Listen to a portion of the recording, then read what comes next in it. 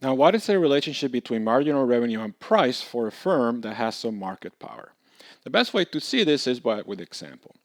Now remember that the total revenue is going to be equal to the price times the quantity. That gives you total revenue. And when the firm don't sell anything, it doesn't matter what the price is. Let's say price is 6, the firm is going to make no revenue because it sells no units.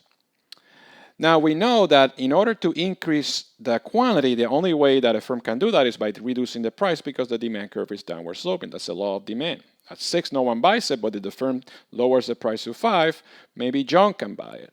And at that point, the firm is making $5 in revenue.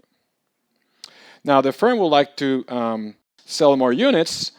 They might have to lower. They will have to lower the price. And if they lower the price, let's say to 4, now Linda can actually buy it, and John too. So they sell 2 units at $4, and they make $8 in revenue. Notice that the marginal revenue, or the extra revenue they make on that unit, is actually $3.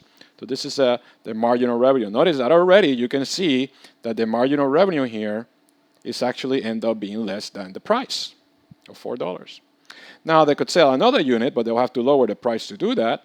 They'll sell more units, but at a lower price, and they make $9. Again, the marginal revenue here is $1, which again ends up being less than the price. And this is what we just discovered here. That's going to be the situation at every point.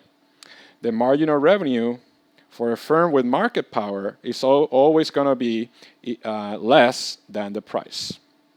And when you think about total revenue, or what total revenue is, that should make a lot of sense. Total revenue is price times quantity.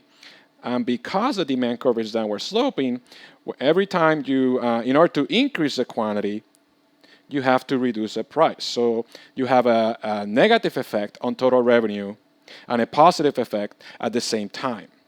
So what you have to remember is that for a firm with market power, the marginal revenue is always going to be less than the price.